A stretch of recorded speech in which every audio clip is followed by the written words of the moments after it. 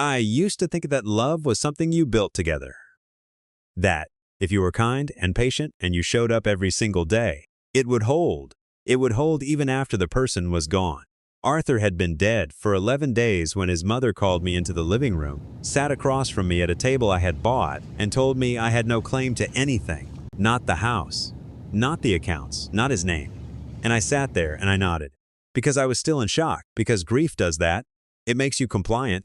It makes you believe the cruelest things people say to you, because you don't have the strength yet to know they're wrong.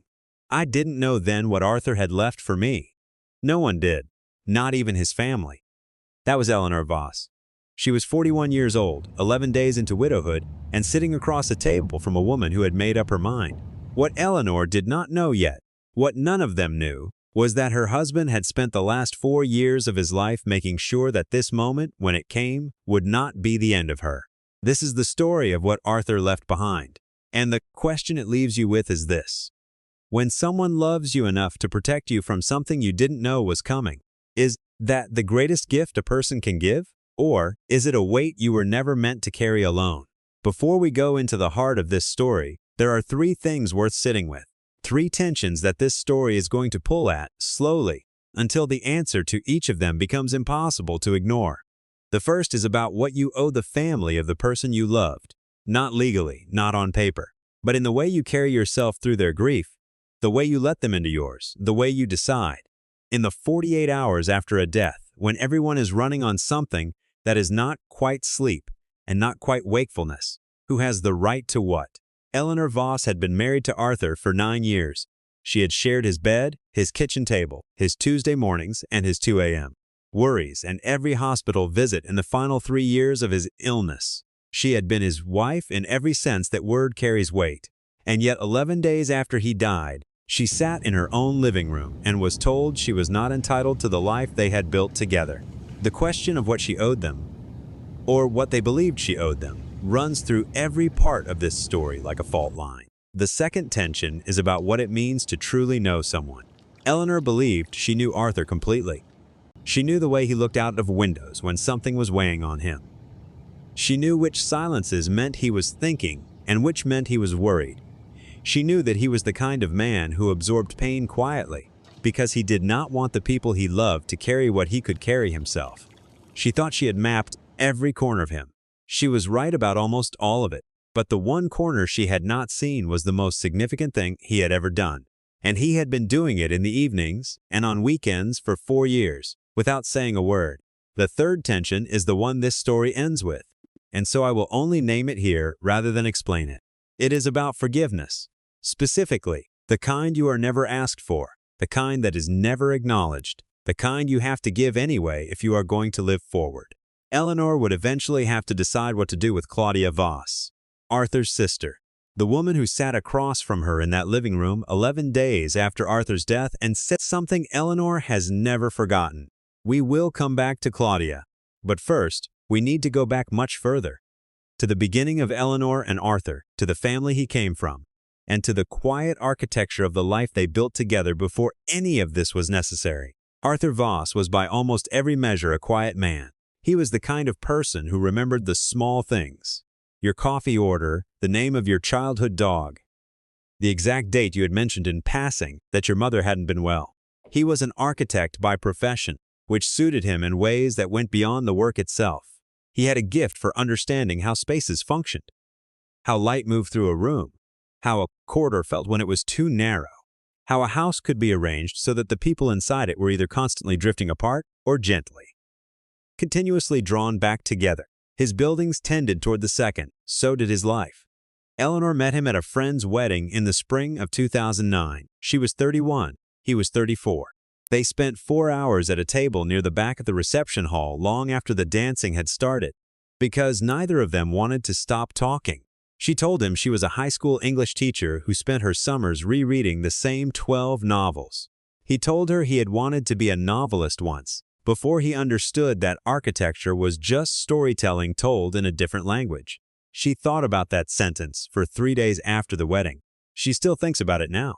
They were married 2 years later, not at a large venue, not with a guest list that ran to 3 pages. In a small chapel in Vermont in October, with 43 people who actually knew them, and Eleanor's oldest friend, Dora Kimball, standing beside her as her maid of honor. Dora had known Eleanor since they were 8 years old. She had met Arthur exactly 47 times before the wedding. She counted later at the funeral and told Eleanor that number because she wanted her to know she had been paying attention. The early years of the marriage were, by Eleanor's own description, ordinary in all the ways that matter most. They argued about small things, the temperature of the apartment, whether to spend a holiday weekend with family or alone, a misread silence that one of them had taken for something it wasn't. They let those arguments go. They built habits. Saturday morning farmers markets, Sunday dinners, the way Arthur always made coffee before Eleanor was awake and left it on the counter with a note that said nothing more than her name and a small, crooked drawing of whatever he was thinking about that morning. A bird, a floor plant, a tree. Once, shortly after they had spoken about having children, the drawing was a small lopsided figure with oversized hands. They did not have children. This was not for lack of wanting, and it is not something Eleanor has ever spoken about at length. And so this story will honor that the same way. What matters is that the absence of that particular future did not hollow them out. It became one of the private griefs that a marriage either fractures against or is quietly made stronger by. Theirs was made stronger. They redirected something that had been aimed at the future into the life they had in front of them, and they chose, again and again, to build more carefully. The Voss family was another matter entirely. Arthur was the youngest of 3 children. His mother, Renata, was a woman of strong convictions and very little flexibility. The kind of woman who knew what she believed about people the moment she met them and rarely updated that belief regardless of what followed. His brother, Martin, was a real estate developer who had a particular talent for turning sentiment into leverage, for finding the emotional center of any situation and pressing on it at the moment it was most tender.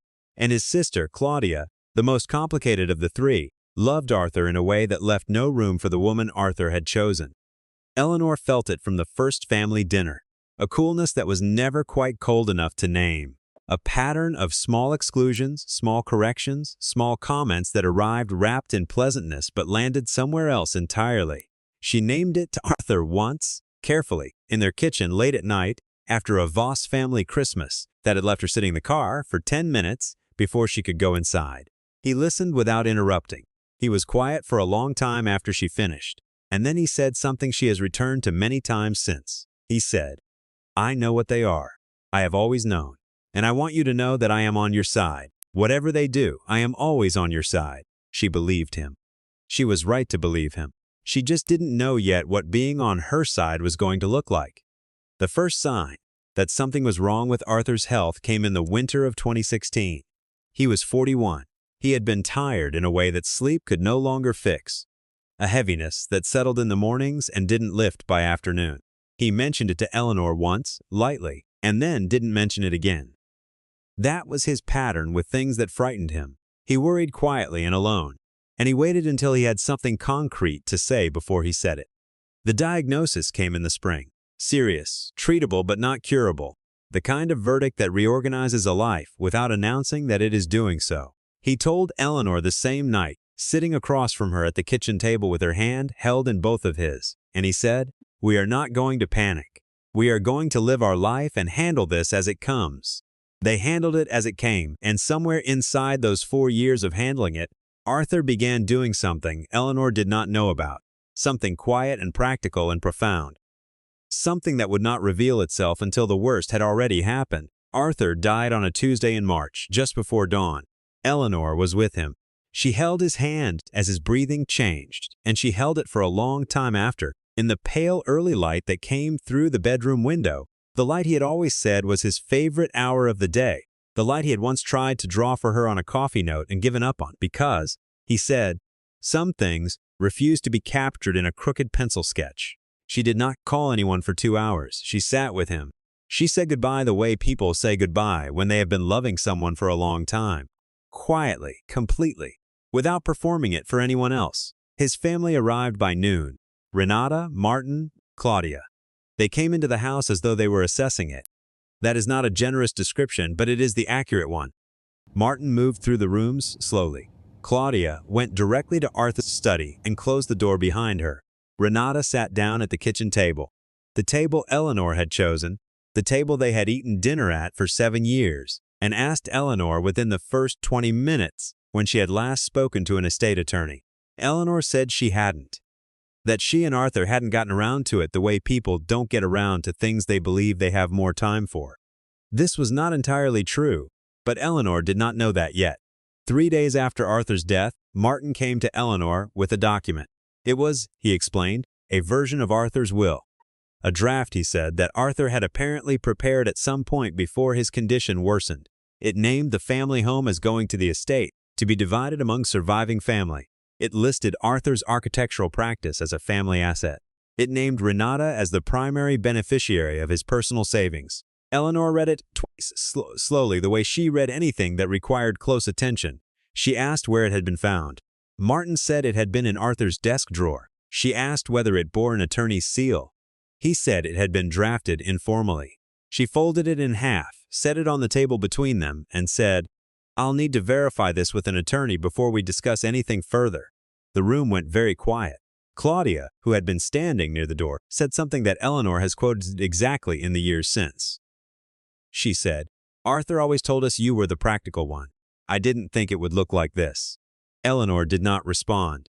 She stood up from the table, walked to the bedroom, closed the door behind her, and called Dora.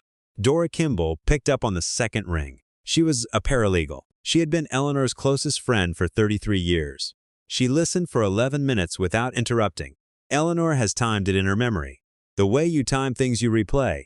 And then she said, "Don't sign anything. Don't agree to anything verbally, and tell me something. Did Arthur ever mention a man named Gerard Whitfield?" Eleanor stopped. She said, "That's his college roommate. They stayed close for years. I haven't thought about him in." Dora said, "He's an estate attorney. He's in Hartford. And I think Arthur knew that you were going to need him." Eleanor called Gerard Whitfield the next morning at 8 o'clock. He answered as though he had been expecting her. He had been. Arthur had named him the executor of a second will, a legal, witnessed, properly filed document, prepared and finalized 14 months before Arthur's death. Gerard had been holding it, per Arthur's explicit written instructions, until Eleanor contacted him directly, not until the family called, not until a certain date had passed, until Eleanor called. Arthur had known his wife well enough to understand that she would read whatever they gave her, that something would be wrong, that she would know it was wrong, and that she would find her way to the thread. He had left the thread where only she would think to look. The second will was, by every legal measure, unambiguous. The house belonged to Eleanor outright. It had been placed in a trust in her name 18 months before Arthur's death. Quietly, during a consultation Eleanor had not been told about. His architectural practice, its intellectual property, its ongoing contracts, its professional name, belonged to Eleanor. A savings account she had never known existed, built over 4 years from the proceeds of private consulting work Arthur had done on evenings and weekends, while she slept or graded papers or read in the next room, belonged to Eleanor. He had been building it steadily, month by month, without spending a dollar of it, without mentioning it, without giving her any reason to look for it. She sat in Gerard's office and read every line. Gerard sat across from her and did not speak. The afternoon light came through the window at a low angle and fell across the pages in her hands. At the bottom of the final page, below Arthur's signature and the notary's seal and the date, 14 months before his death, there was a single handwritten line, not typed, written in Arthur's specific, careful, slightly tilted hand, the same hand that had left drawings on the kitchen counter every morning for 9 years.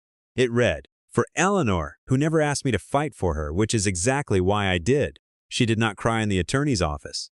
She has said since that she thinks it was because crying would have meant it was over, and it wasn't over. The truth had been found, but the truth still had to be delivered. She called Dora from the parking lot and sat in her car for 20 minutes without starting the engine. The afternoon was cold and clear, and the street outside was completely ordinary. People walking, a delivery truck double parked, a dog pulling its owner toward something interesting on the sidewalk. And Eleanor sat inside all of that ordinary life and held a copy of a document that her husband had prepared while she was asleep. Then she started the car, drove back to the house that belonged to her, and walked through the front door. The family was in the living room, all 3 of them. Renata in the armchair she had claimed on the day of the funeral. Martin standing near the window with his phone in his hand. Claudia on the sofa with her arms crossed, looking at Eleanor the way she had looked at her for 9 years. Measuring, contained, waiting. Eleanor placed a copy of the will on the coffee table in front of Renata. She did not sit down. She did not explain it. She did not apologize for it or frame it or soften what it was. She said 3 words, "Arthur handled this." And then she walked past all of them into the kitchen and made herself a cup of coffee. And what happened in that living room in the minutes that followed? What Claudia said, what Martin did, and the one thing Renata did that no one in that room expected, changed the nature of this story in a way that no document could have predicted. Renata Voss did not speak. That was the thing no one in that room could have anticipated. Claudia erupted. There is no other word that fits what happened. A release of something that had been building for 9 years. Anger and grief and hurt, all tangled together, in a way that made it impossible to separate what was real from what was pain that had no other shape to take. She said things about Eleanor that were not true, and things about Eleanor that were. And some of them landed, and some of them passed through Eleanor like cold air through an open window. Martin made calls within the hour. He had a real estate attorney on the phone before dinner. That attorney, after reviewing the second will and the trust documents, called Martin back the following morning and told him there was no case worth pursuing. But Renata sat in that armchair with the document in her hands. She read every page. She read it the way old women read things they do not want to be true, slowly, looking for the exit that isn't there. And when Eleanor came back through the living room 20 minutes later, Renata looked up at her. She held the document in her lap with both hands. She said very quietly, "He loved you very much." Eleanor said, "I know." Renata said, "I didn't make it easy. I want you to know I understand that." It was not an apology. Eleanor has been clear about this. It was something more careful than an apology. It was an old woman looking at the proof of what her son had done for a woman she had spent 9 years keeping at a careful distance, and finally, too late but finally, seeing it for what it was. The legal matter resolved over the following months without serious contest. Martin's attorney withdrew. The house remained Eleanor's. The practice remained Eleanor's. The account remained Eleanor's. Claudia did not contact Eleanor for 8 months. When she finally did, it was a text message. 3 sentences long, no greeting, no apology, no acknowledgement of what had happened in that living room. She said she had photographs of Arthur from their childhood. She thought Eleanor might want them. She asked, cautiously, whether Eleanor would be willing to exchange. Eleanor read that message several times over the course of a week. She held her phone in her hand at the kitchen counter, the same counter where Arthur had left coffee and drawings every morning. And she thought about what it would mean to say yes and what it would mean to say nothing. She responded, "Yes, I would like that." Before we go any further, let us know in the comments where you are watching from. We would love to hear from you. And do not forget to hit that subscribe button so you never miss any of our upcoming videos. Eleanor has said since that she does not know whether that exchange constituted forgiveness. She suspects it was something more precise than forgiveness. It was a decision to remain connected to Arthur through the people who had known him before she did. It was a choice, deliberate, made without warmth but also without bitterness, not to let her grief become something that closed her off from every remaining trace of him. Claudia had never asked for forgiveness. She had never admitted what she had done in that living room or what she had been doing for 9 years before it. Eleanor gave her something anyway, not because Claudia deserved it. Because Eleanor had watched what bitterness did to a family when it was given room to live, and she had decided, quietly, that it was not getting room in hers.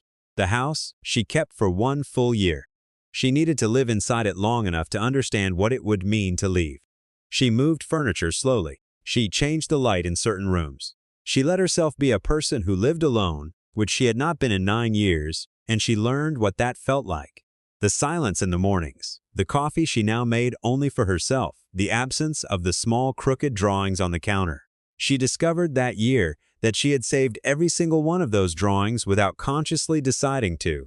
They were in a wooden box in the hall closet, hundreds of them, a small blueprint of every morning they had ever shared, kept without ceremony, the way you keep things you love without quite admitting how much.